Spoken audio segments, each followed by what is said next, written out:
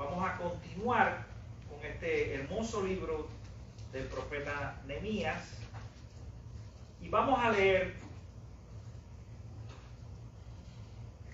el capítulo 2, versos 17 y 18.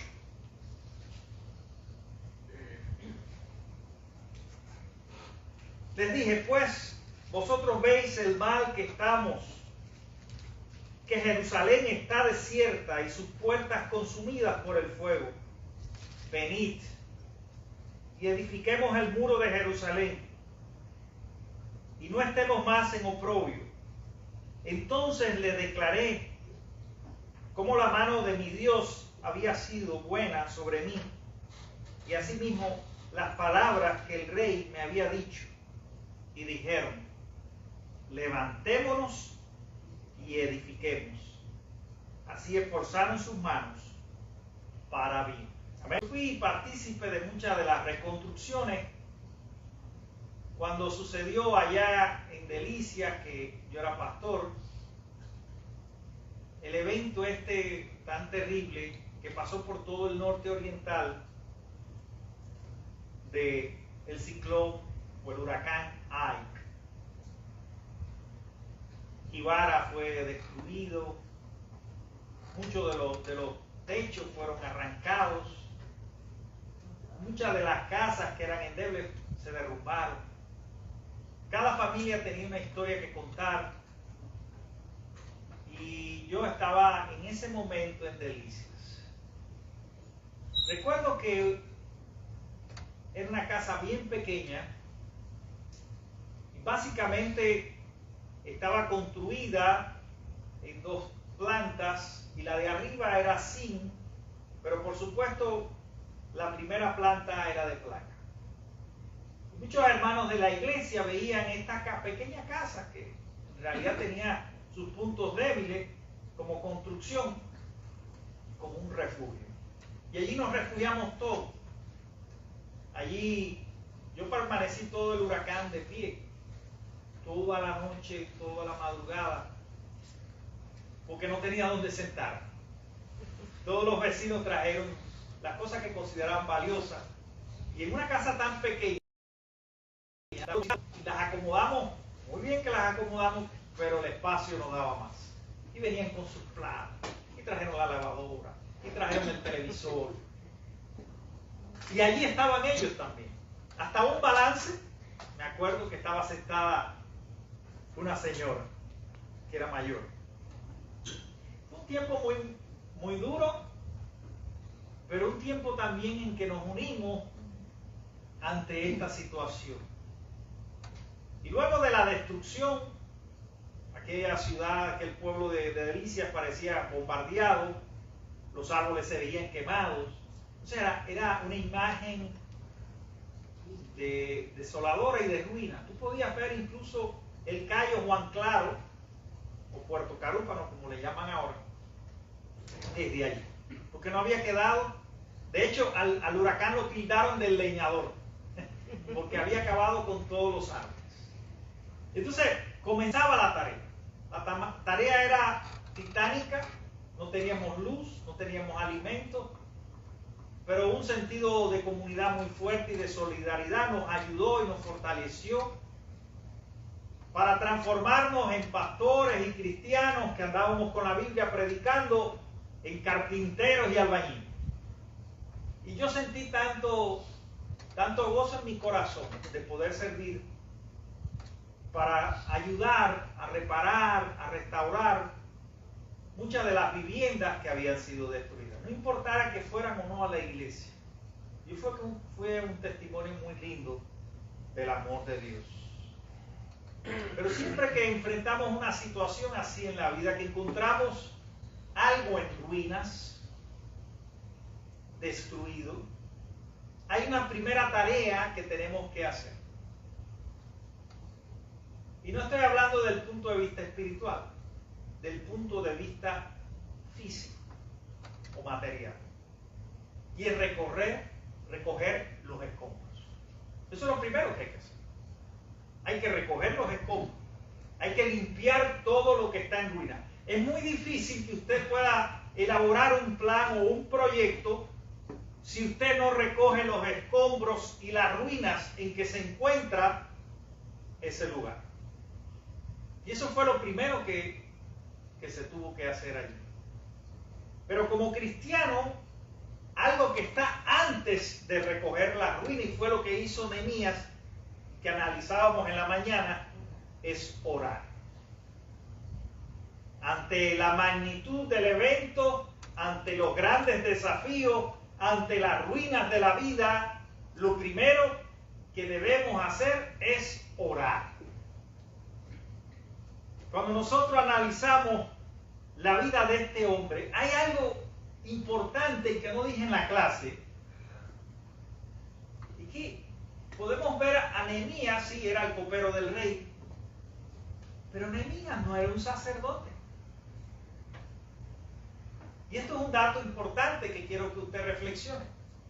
Era un líder de aquella comunidad religiosa, se convirtió en uno de los más importantes líderes, no era el único, lo acompañaban Zorobabel, Esdras y muchos otros que fueron parte de esta gran obra, que se unieron en un propósito común, porque entendieron la visión que él tenía de lo que Dios iba a hacer.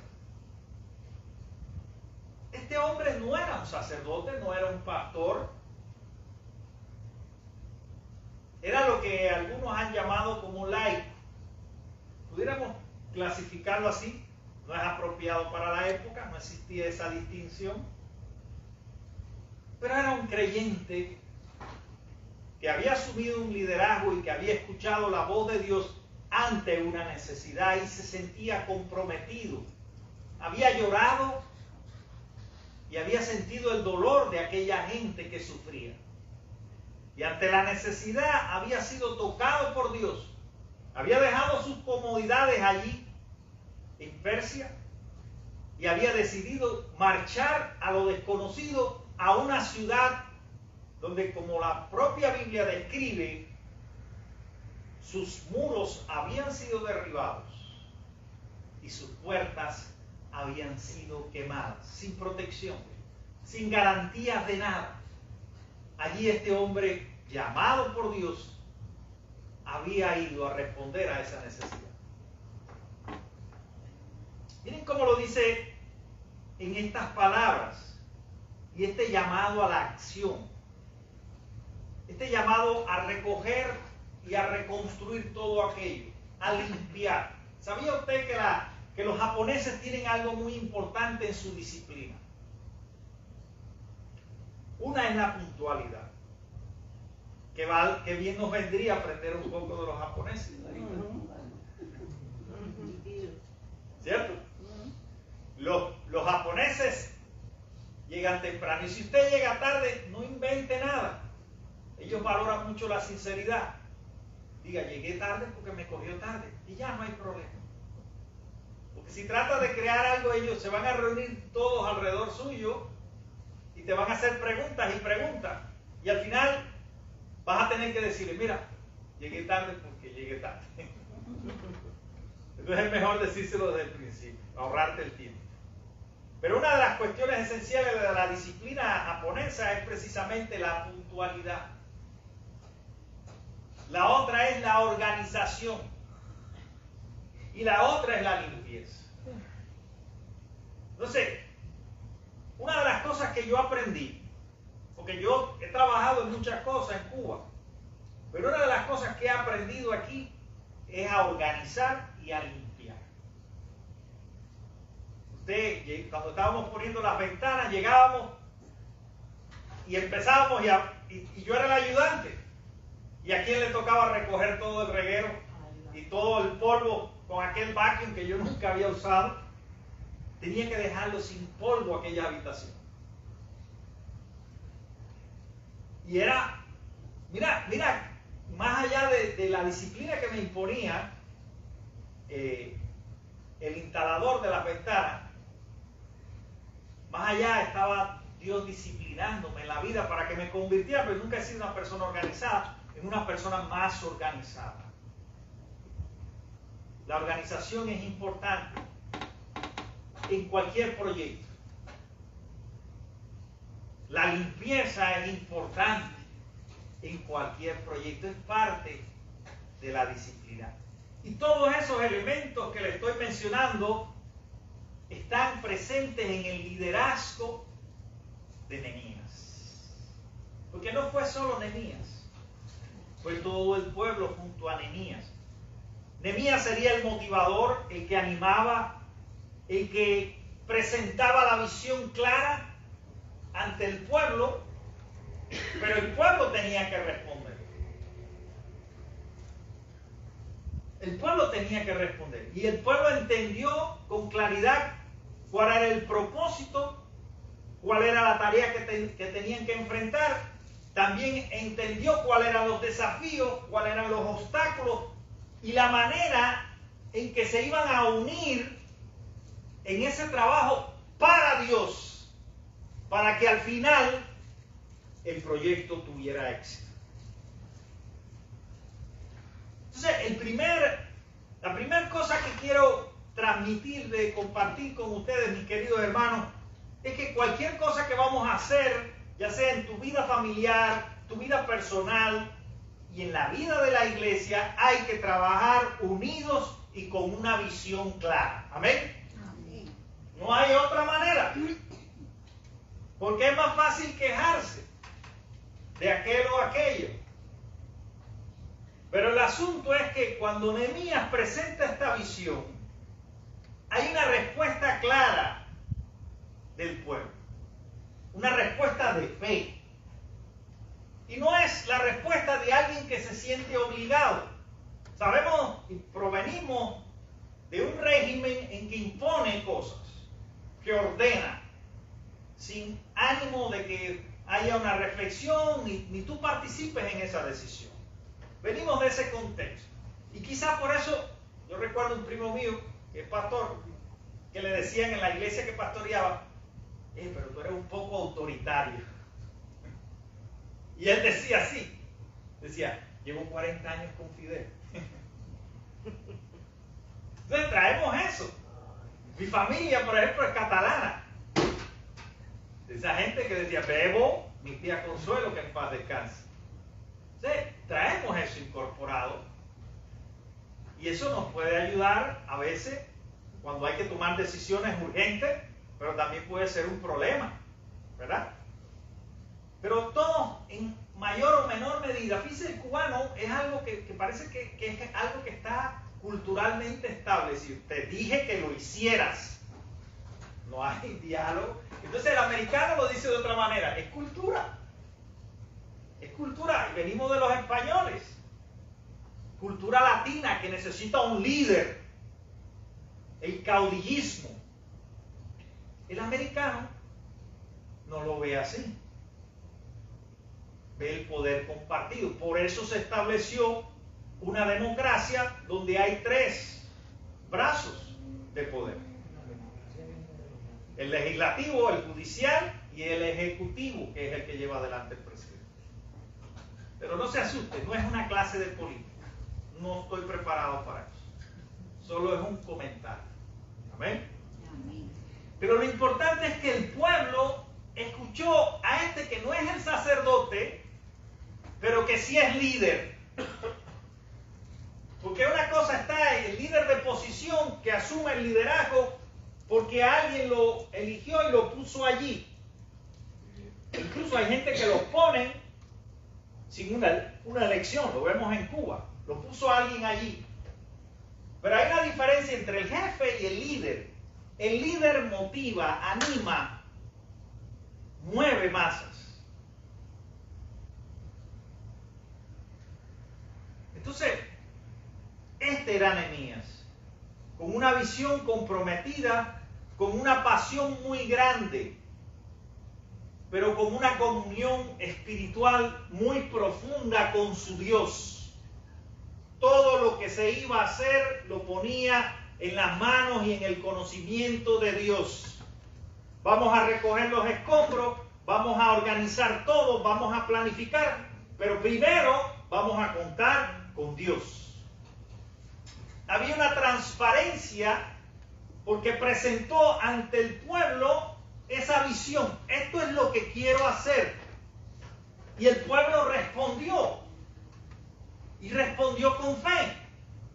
Levantémonos y edifiquemos. ¿Se pudo haber quedado sentado la gente allí en su lugar sin hacer nada? Sí.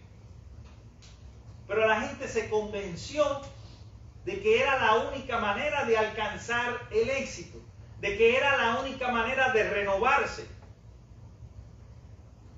de organizar aquello que estaba en ruina y darle forma de nuevo a esa nación. Su identidad religiosa había sido perdida de tantos años en el exilio, en el cautiverio, bajo otras influencias paganas. Este es un libro maravilloso, léase, porque es una cátedra de lo que debe ser un líder cristiano. Amén.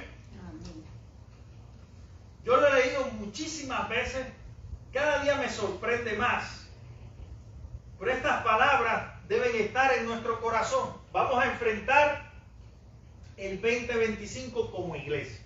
Amén. Venimos aquí no por compromiso con nadie, no por comodidad, no porque no tengo nada que hacer en mi casa y aquí vengo. Venimos aquí porque hay un propósito mayor que nos trasciende a nosotros. Y Dios nos ha dado dones maravillosos y un lugar en su viña para que le sirvamos con amor, con devoción, con pasión, con inteligencia, con sabiduría, con conocimiento de la palabra y con la convicción de que todo lo que hacemos es para honrar a Dios. Amén. Y eso estaba claro allí.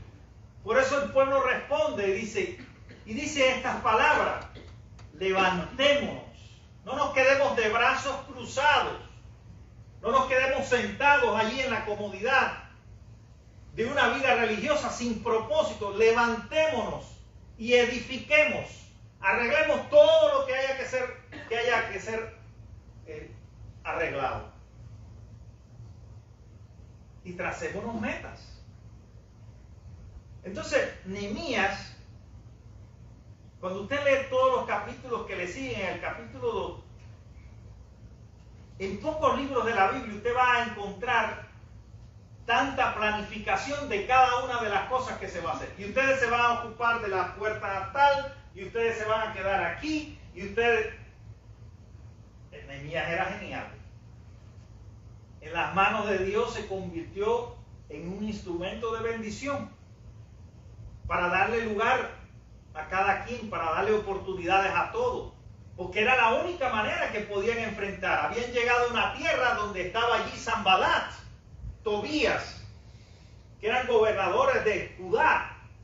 Ellos tenían su propio control y su manera, y se convirtieron en un obstáculo para que el proyecto de Dios siguiera adelante. Y rápidamente tomó medidas, como dicen los bautistas, orando y con el mazo dando. Hay decisiones que hay que tomar. Cuentas con Dios, adoras a Dios. Para eso venimos al culto, a adorar a Dios, a nutrirnos de la palabra, a encontrar luces en el camino cuando la cosa no se ve clara. Pero luego de ese tiempo de adoración y de comunión con Dios viene un tiempo de acción. Hay que orar y hay que trabajar. Porque una forma de la oración, voy a orar por el enfermo, pero no lo voy a visitar al hospital. ¿Hasta dónde llegó esa oración? Voy a orar por el culto, pero no vengo al culto. ¿Y entonces? Entonces, esa es la manera que Dios establece aquí en la palabra del Señor. ¿Vamos a encontrar desafíos en el 2025? Pues claro. Hay gente que piensa diferente y puede en un momento, sin mala intención. No estoy hablando de gente malintencionada, ojo. Porque todos los que estamos aquí somos gente de Dios. Amén. Nadie nos obligó, venimos aquí porque hemos conocido a Cristo, porque tenemos una experiencia con Él. Venimos aquí a nutrirnos de su palabra. Pero no solo venimos a sentarnos, es lo que quiero decir. Hay que levantarse de ahí. Y es difícil cambiar, es difícil salir de la zona de confort. Yo me imagino a aquella gente cuando llegaron a su ciudad, que eran los descendientes ya, que ni siquiera hablaban el idioma, lo que enfrentaron. ¿Cómo se sentirían? Seguro muchos dijeron, mejor estar allá en Miami que ir a Cuba. Entonces, claro, ellos cuando tú empiezas a leer el pasaje, ves este punto. En el capítulo 3, ¿qué se hace? Primero ora, después anima, traza una visión clara de cómo reedificar los muros. Capítulo 3, hay un reparto del trabajo. Cada uno tiene una función que cumplir. Cada uno es importante para Dios en su obra. Y el problema a veces en la iglesia, en cualquier iglesia, es que, por desgracia, por cuestión humana, por ego incluso, puede ser, nosotros pensamos que cuando delegamos una tarea en otra persona, como no la hace como yo pienso que debe hacerla, esa persona no sirve para el cargo. O le ponemos traba, o le empezamos a aguar la fiesta, la alegría, el deseo de trabajar para Dios. Entonces, al contrario, Nehemías animaba constantemente, organizaba las cosas, planificaba, establecía una estrategia, ponía por grupos de familia a cuidar. Llegó un momento que hubo oposición y empezaron a burlarse del proyecto que estaban diciendo, mira, esa muralla que ustedes están construyendo, si se sube una zorra, la va a tumbar. Los aguafiestas, los que echan a perder los sueños. Eso lo vas a encontrar siempre. Bueno, tenemos que aprender a vivir con eso. Y a responder de la mejor manera, de la manera de Dios. A no enojarnos, a no juzgarlo, porque eso también nos habla del grado de madurez espiritual y de la visión que tiene de la obra de Dios y del reino. Una visión incompleta y precaria de cómo debe actuar un cristiano. ¿Y qué hizo? Se cruzó de manos, oró y ya, y vienen los problemas y nos cansamos, nos convertimos en avestruz y metemos la cabeza en la tierra y dejamos que todo siga igual. No, hay que tomar decisiones, hay que tomar medidas, hay que darle poder a la gente. Y eso fue lo que hizo Nehemías. Empoderó a las familias. Y le dijo, sí, ellos están planificando atacarnos y destruir el proyecto y la muralla y todo lo que hemos hecho.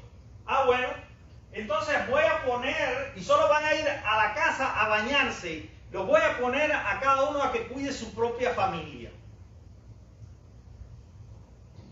Estableció territorios de protección en toda la ciudad. Porque había un problema allí.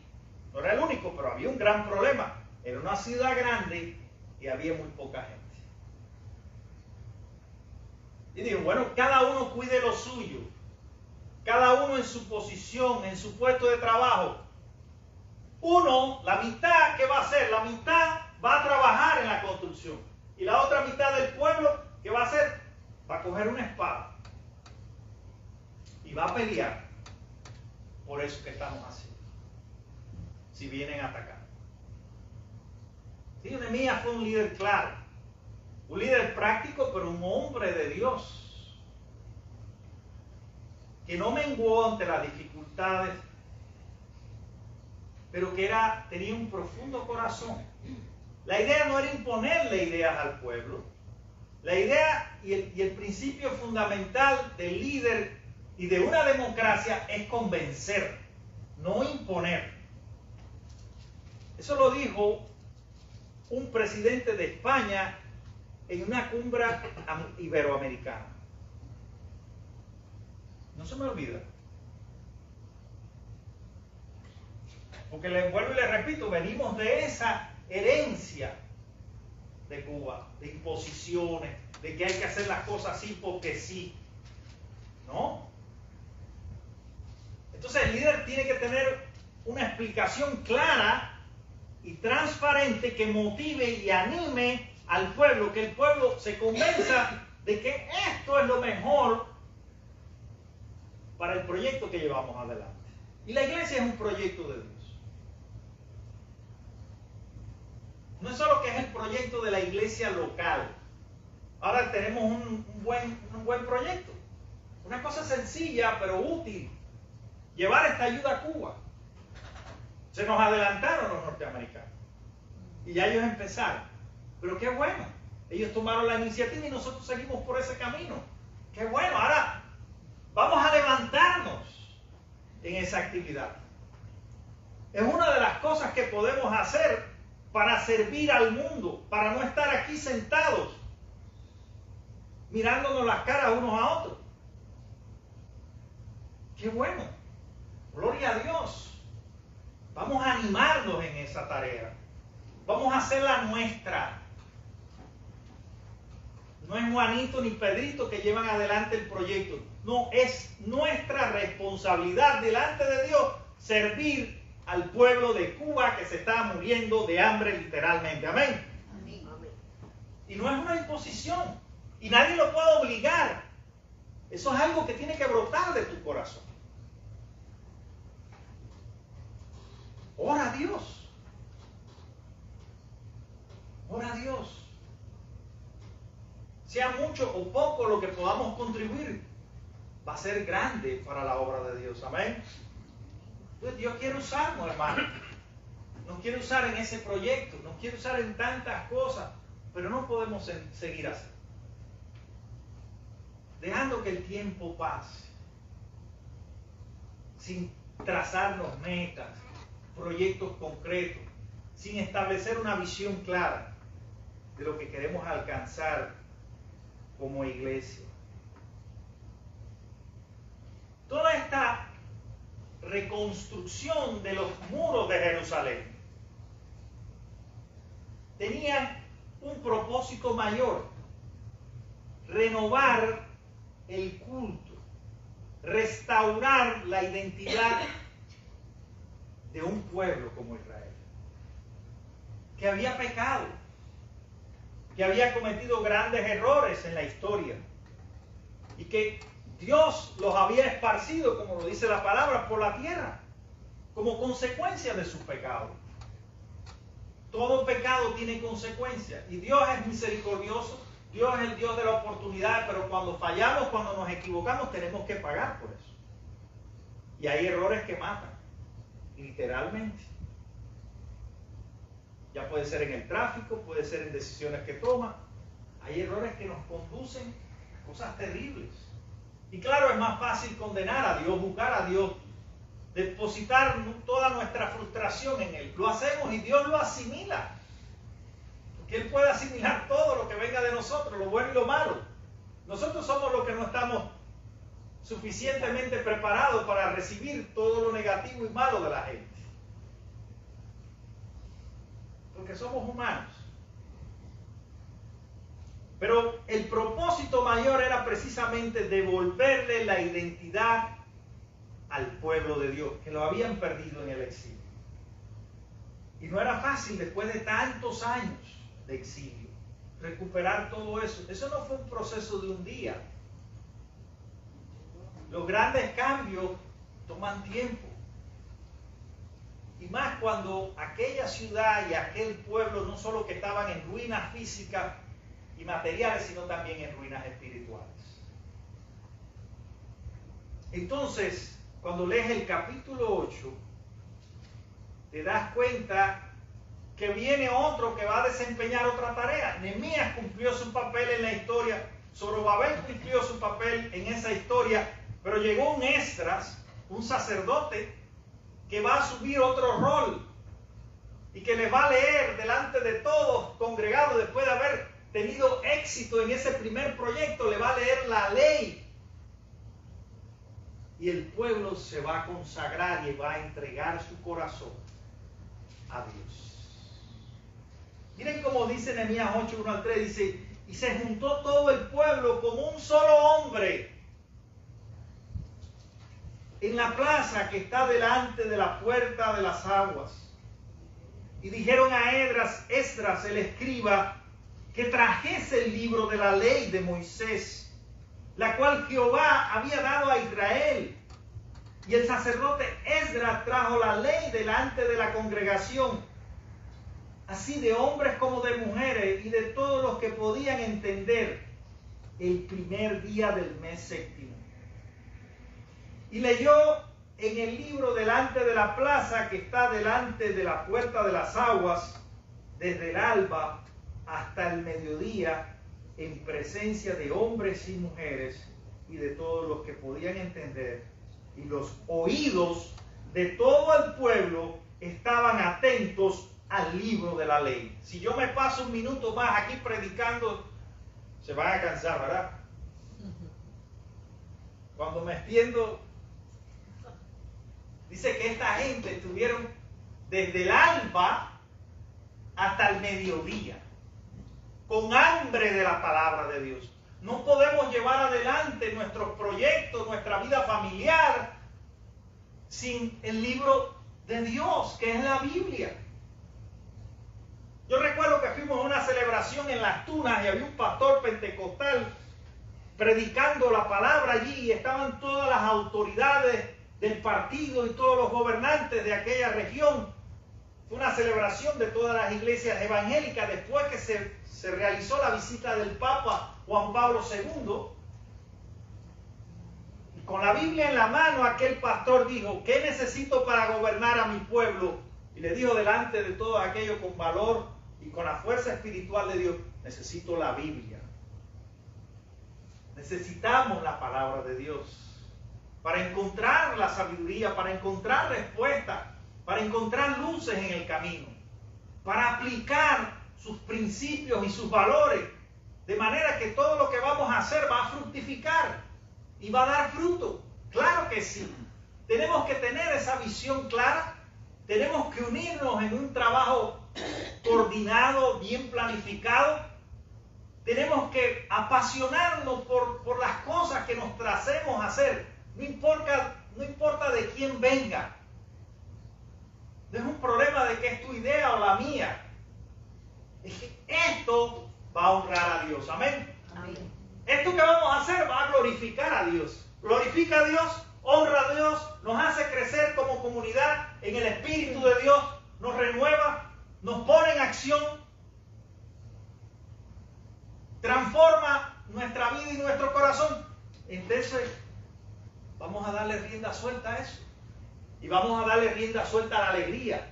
Hacerlo con amor, con alegría, con un trabajo bien organizado y con una visión clara de lo que queremos alcanzar como iglesia de Jesucristo. Amén. Amén. Entonces, levantémonos, hermanos, y edifiquemos.